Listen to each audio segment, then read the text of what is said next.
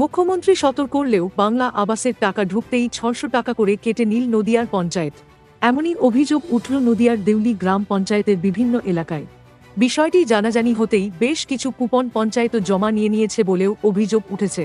তবে এখনো অনেক মানুষের কাছেই রয়েছে সেই সমস্ত কুপন, যা নিয়ে শুরু হয়েছে রাজনৈতিক চাপানুতোড়।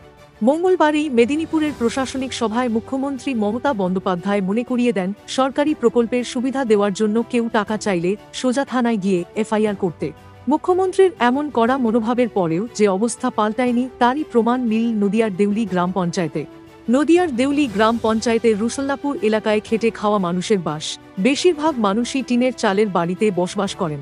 একেবারে নিম্নবিত্ত মানুষগুলিও ছাড় পেলেন না। বাংলা আবাস যোজনার টাকা ঢুকতেই দিন আনা দিন খাওয়া মানুষগুলোর কাছে ৬০০ টাকা করে নেওয়ায় সমালোচনার ঝড় উঠল। দেউলি গ্রাম পঞ্চায়েতের প্রধানের কাছে বিষয়টি জানতে চাওয়া হলে তিনি জানান, ৬০০ টাকা ট্যাক্স মারফত কেটে নিয়ে উপভোক্তাদের বাড়ির প্ল্যান দেওয়া হয়েছে। পরে অবশ্য বিষয়টি ভুল করেছেন বলেও দাবি করেন পঞ্চায়েত প্রধান। উল্টো দিকে বিজেপি নেতৃত্বের বক্তব্য, পুরো ঘটনার তদন্ত হওয়া দরকার। মেদিনীপুরের সভায় মুখ্যমন্ত্রী এদিন বলেন, আবাসে ১ নম্বর থাকা সত্ত্বেও গত ৩ বছর ধরে কেন্দ্র টাকা দেয়নি, বাংলার গরিব মানুষরা বঞ্চিত হচ্ছিলেন। তাই আমরা নিজেরাই ওই বাড়ি তৈরি করে দেব বলেছিলাম। আমরা কথা দিলে সেই কথা রাখতে জানি। এরপরেই তিনি বলেন, সরকারি প্রকল্পের সুবিধা পেতে কাউকে ১ পয়সাও দেবেন না। কেউ যদি চায় থানায় গিয়ে এফআইআর করবেন, এটা মানুষের অধিকার।